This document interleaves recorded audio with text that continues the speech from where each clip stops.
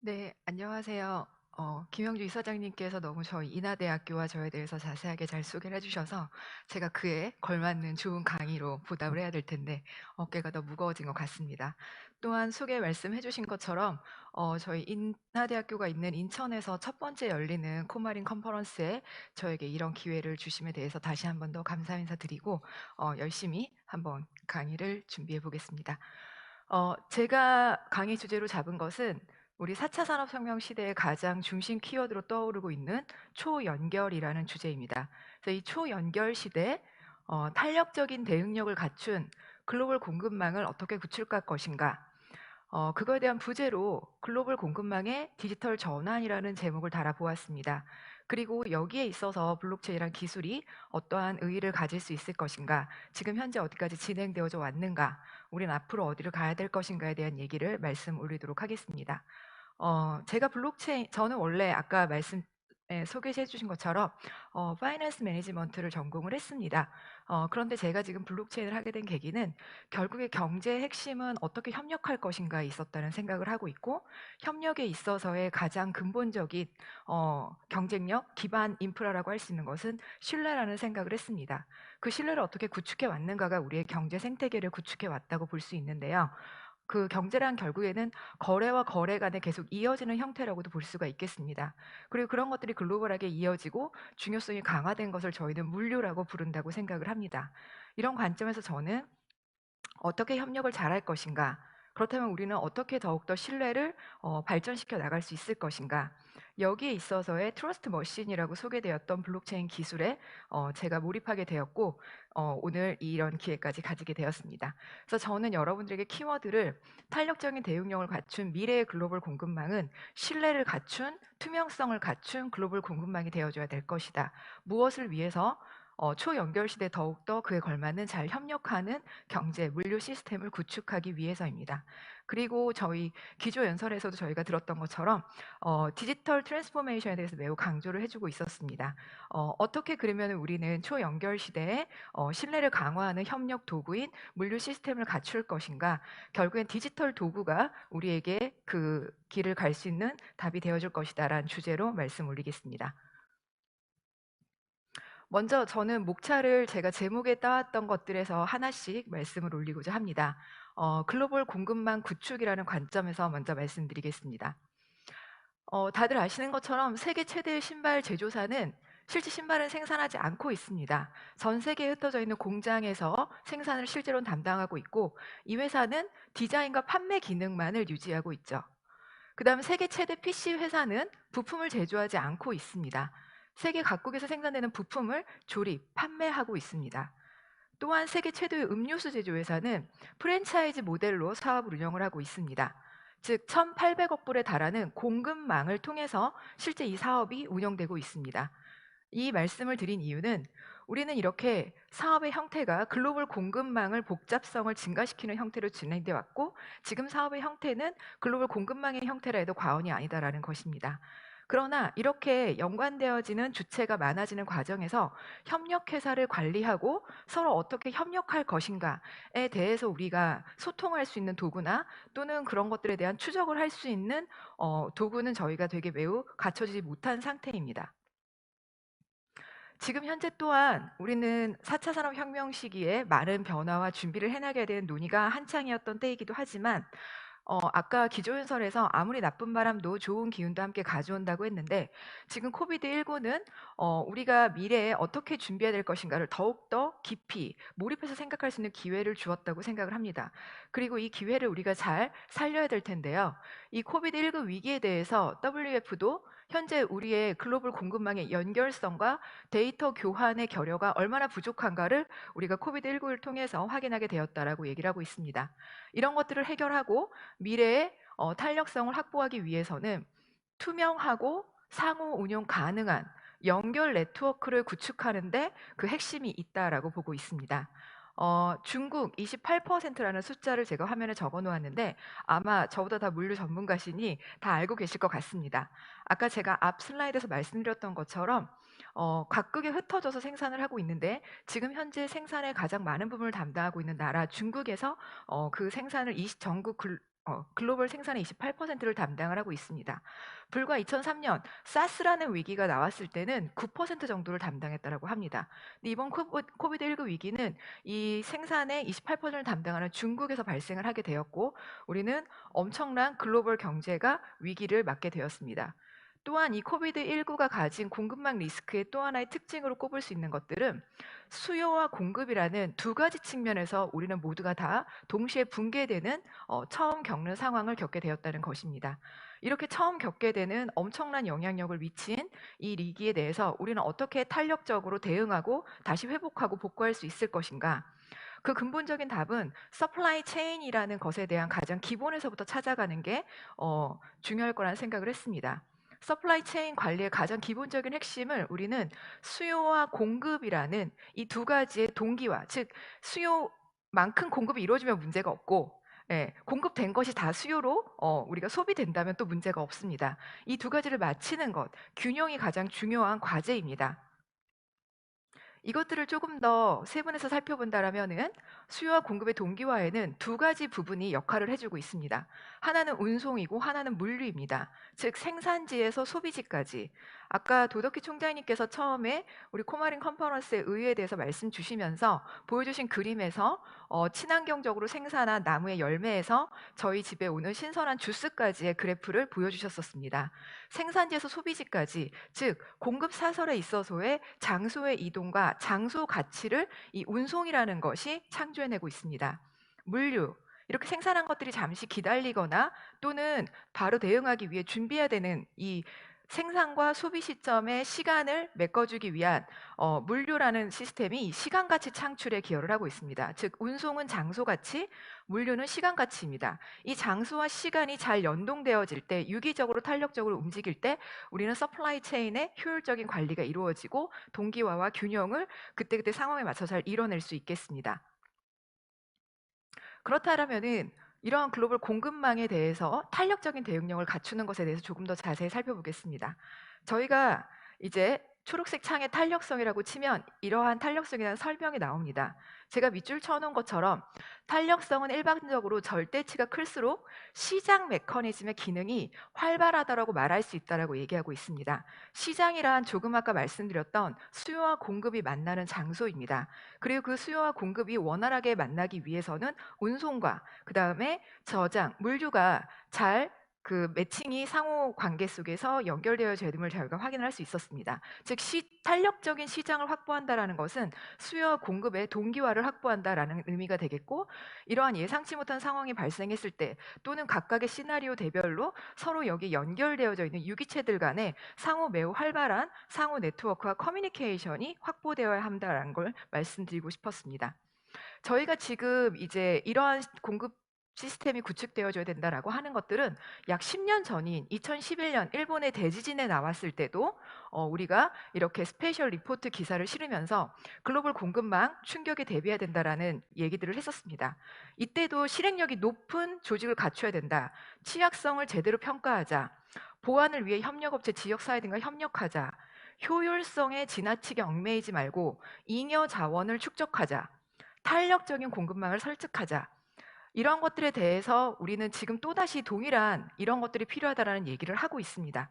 10년 전과 지금의 차이점은 무엇이냐? 디지털 기술이 훨씬 발전되었고 블록체인 기술이라는 것이 상용화 단계에 이뤘다라는 것이 이러한 것들을 지금 우리 조직에게 적용할 수 있는 매우 현실 가능한 힘을 가져 주었다는 생각을 하고 있습니다. 특히나 블록체인은 투명성과 상호 연결성, 그리고 저는 블록체인을 설명하는 가장 멋진 표현 중에 하나가 서로 신뢰할 수 없는 사람들끼리 이 블록체인 시스템 상에서 만난다면 신뢰할 수 있는 거래를 할 수 있게 해주는 기술이다라는 게 저는 되게 매력적인 설명이라고 생각을 하고 있습니다. 그래서 또 하나 제가 짚고 싶은 건 저는 경영학을 전공했기 때문에 효율성이라는 것에 대해서 매우 많이 교육을 받았고 중요하게 생각을 하고 있습니다. 하지만 진정한 가치를 만들어내고 리스크를 관리하는 것들은 이제 1, 2, 3차 산업혁명에서 중요한 키워드였던 효율성에 있지 않고 바로바로 얼마나 상호작용하게 민첩하게 작게 분할된 것들이 상호 유기적으로 재결합할 수 있느냐라는 시스템을 결정해서 우리가 지트 시스템이라고 배웠던 생산관리 시스템의 그 모델들이 아니라 지트 시스템은 지금처럼 위기가 발생하면 재고가 한 개도 없습니다. 그럼 바로 소비자에게 제대로 전달을 할 수가 없고 한 공급 사슬이 끊기면 그 이후의 공급 사슬 모두가 다 붕괴되는 현실을 가져오죠.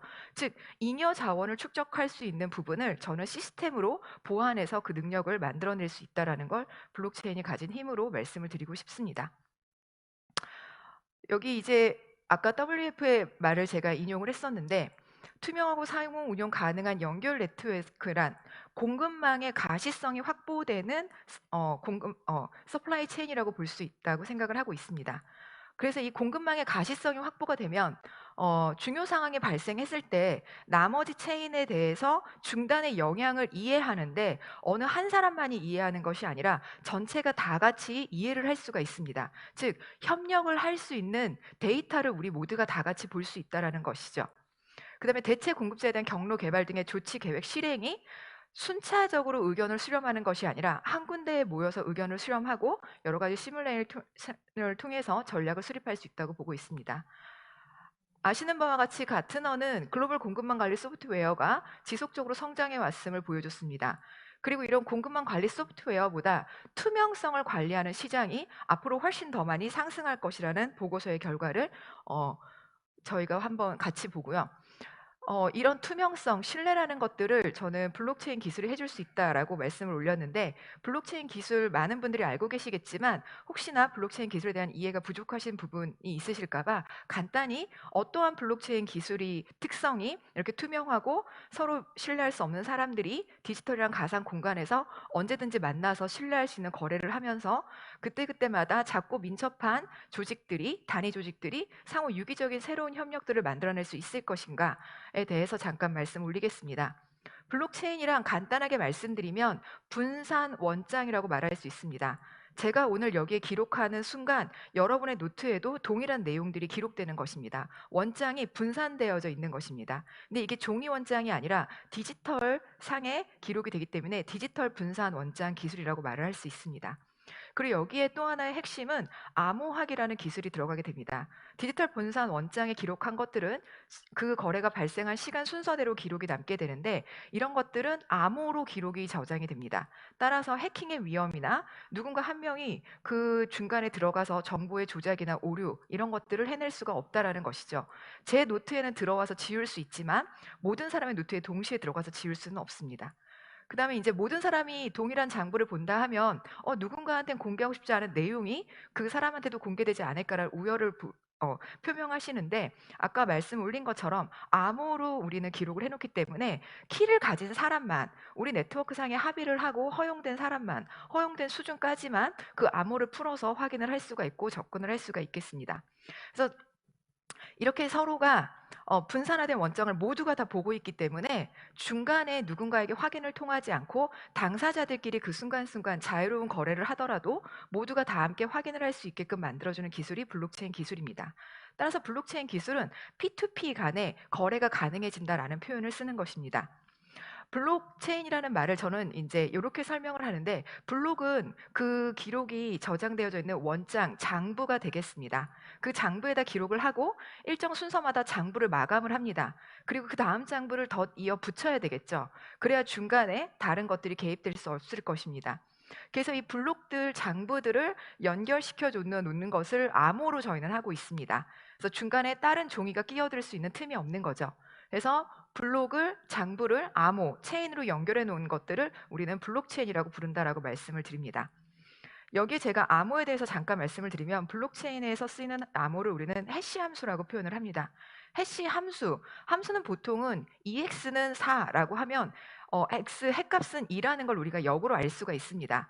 보통 우리가 종속 변수를 알면 독립 변수를 유추해낼 수 있는 게 일반적인 함수식인데 해시 함수라는 것은 y 값을 알고 있다 해도 x 값을 알아낼 수가 없습니다. 어떠한 기록들이 적힌 것이 이러한 암호로 나왔는가 우리가 암호를 본다 해서 y 값을 안다 해서 역으로 추정해서 원래 기록되어져 있던 데이터 x로 우리가 다시 추측을 해낼 수 없다라는 것이죠. 이런 해시 함수를 이용을 해서 묶어 놓습니다. 그래서 말씀 올린 것처럼 거래 내용들을 다 묶어서 암호로 지정을 해놓고 그 암호와 함께 새로운 거래들을 묶어서 그 다음 장부에 또 지정을 해놓게 되겠습니다. 따라서 중간에 아까 우리 기조연서에서 들은 것처럼 선박과 선박 간의 커뮤니케이션이 이루어질 수 있고 항구와 그 다음에 공장과 그 다음에 선박 시스템 이런 서류들이 다 같이 유기적으로 이제는 기기와 기기들 간에 기기와 공간 간의 상호 커뮤니케이션이 이루어지고 조직체나 사람이 개입하지 않을 것이다라는 얘기를 했습니다. 그런 기기들 간의 사물과 공간 간의 여러 가지 거래와 지급 결제 내역들이 사물들끼리 거래되고 있을 때 여기에 전제는 사물들끼리 거래되는 것 간에 오류가 없어야 된다는 것입니다. 중복이 없었어야 되고 누가 누구한테 간 데이터가 거짓이 아니어야 되는 것이죠. 근데 이러한 분장 원장 기술은 그러한 것들을 원천적으로 해소함으로써 우리가 투명한 상호 운용 가능한 네트워크의 신뢰라는 가치를 부여해주고 있습니다. 따라서 예전에 기관 중심의 비즈니스 로직, 데이터 인식 처리, 커뮤니케이션 이런 것들에서 이제 우리는 비즈니스 로직은 각 기관마다 가지고 있을 것입니다. 물류 창고, 그 다음에 제조회사, 선박회사 각각의 회사들이 가지고 있는 비즈니스 로직이 데이터가 공유될 것이고 이 공유된 데이터가 처리되고 거래되고 하는 것들이 이번에는 각각의 컴퓨터에서만 확인하는 것들이 아니라 거기 네트워크에 들어와 있는 모든 참여자들이 다 같이 함의를 하면서 중간에 공급망 중단 같은 지금과 같은 위기가 발생했을 때 어디에서 어떠한 문제로 어떻게 대처할 수 있을 것인가에 대한 아주 합리적인 논의들을 해볼 수가 있습니다. 지금 우리는 1, 2, 3차 산업혁명을 지나면서 되게 거대한 공장과 그다음에 기업 중심의 복잡한 공급망 관리 체계로 변신을 해왔습니다. 이번 위기를 통해서 우리는 작고 민첩하고 분할된 조직으로 대응력을 높여야 된다는 얘기를 하고 있습니다. 이렇게 하나의 네트워크에 모두가 다 볼 수 있는 시스템이 반드시 구축되어져야지 그러한 협력이 가능해지는 플랫폼이 갖춰 있다는 생각을 하고 있습니다. WP 역시 블록체인의 공급망 위기에 대한 해답이 될 수 있다는 보고서를 제시했는데요. 우리나라에서도 블록체인 시스템과 컨테이너 국제 물류의 가시성을 확보하기 위한 것들을 지금 도입을 하고 있습니다. 말씀드린 것처럼 블록체인 기술은 불변성을 통해서 전체 공급망의 검증과 투명성을 높여주고 있습니다. 이 초연결 시대 1차 산업혁명부터 3차 산업혁명까지는 공간을 연결했고 시간을 연결했고 시공간을 함께 연결해준 혁명이었다라고 볼 수 있습니다. 4차 산업혁명은 아까 기조연설에서 말씀 주셨던 것처럼 디지털 트랜스포메이션, 지금까지의 시공간 아날로그 세상을 디지털로 트랜스포메이션해서 시공간 아날로그 세상과 디지털 공간을 상호 연결하는 세상으로 들어가고 있습니다.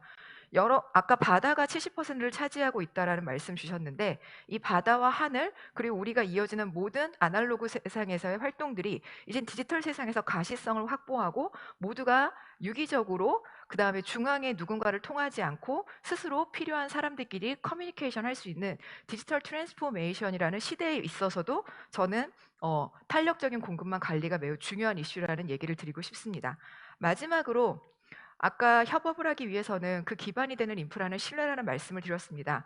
우린 원시 시대부터 사실은 물류를 해왔습니다. 사냥꾼이 동물을 잡아오고 옷감과 교환을 했죠. 지역 안에서 이루어지는 것으로 우리는 신뢰를 대체했었습니다. 산업혁명을 통해서 경제 영토가 글로벌화되면서 이런 작은 선대제 시스템에서의 장인들 간의 거래, 지역 기반의 거래는 이제 더 이상 컨트롤링 할 수 없는 단계에 들어갔었고 그것들을 컨트롤링하는 우리는 기관 중심에 의존하며 각자가 기관을 통해서 거래를 하는 신뢰를 확보했었습니다. 제도적인 신뢰라고 볼 수 있습니다. 이제 우리는 기술의 발전과 함께 경제 영토가 디지털 영역까지 확대되었을 때 이러한 것들을 중앙의 기관에 중간중간마다의 거점 기관에 의존한다는 것은 지금 같은 위기 상황 또는 더욱더 효율적으로 협력을 이뤄나갈 수 있는 시스템에 걸림돌이 될 수 있다는 걸 확인했고 분산적인 신뢰를 우리가 이뤄낼 수 있다는 걸 블록체인 기술을 통해서 말씀을 올렸습니다. 블록체인 기술은 이렇게 거래 비용을 줄여주고 그 다음에 가시성을 높여주며 연결성을 강화시켜줍니다. 또한 즉각적인 파트너들 간의 무결한 정보들을 기록하고 거래할 수 있게 해줄 것입니다. 이러한 움직임은 전 세계적으로도 지금 이미 일어나고 있습니다. 공급망의 가시성 확보는 아까 말씀 올린 것처럼 디지털 트랜스포메이션 단계에서 먼저 종에서 디지털화로 이동되어져야 될 것이며 이런 것들이 기반이 되어져야지 아까 기조연설에서 나왔던 것처럼 선박 간에도 원활한 기기들 간의 커뮤니케이션이 이루어지고 공간과 장소와 여러 가지 많은 것들이 자동화될 수 있을 것입니다. 또한 이런 데이터를 모두가 다 공유하기 위해서는 공급 업체의 데이터 프라이버시가 보장이 되어져야 할 것이며 데이터를 제공하는 것에 대한 인센티브 체계 역시 저희가 고민을 해야 될 것입니다. 이번 위기는 4차 산업혁명의 그 원형이었던 디지털 트랜스포메이션의 중요성을 더욱더 잘 보여주고 있으며 여러 가지 많은 보고서들에서 이러한 디지털 트랜스포메이션을 통해서 예전에는 단순한 효율화만, 원가 절감이라는 것만을 중심으로 블록체인 아니 공급망의 가치를 창출해 왔다면 이러한 가시성의 확보, 유연한 조직력의 그 플랫폼을 구축하는 것으로서 우리가 더욱더 공급망 가치의 새로운 영역을 발생시킬 수 있다라는 보고서들이 많이 올라오고 있습니다. 이제 시간이 오버돼서 마지막 말씀 올리고 마무리 짓겠습니다. 지금까지 제가 블록체인을 간단하게 설명드리고 물류와의 연관성, 4차 산업, 초연결 시대 디지털 트랜스포메이션의 블록체인이라는 것이 어떠한 의미를 가질 것인가를 간단하게 짧은 시간에 말씀을 올렸는데 저는 이걸 가장 잘 보여주는 문구가 당신이 보는 것이 내게도 보인다.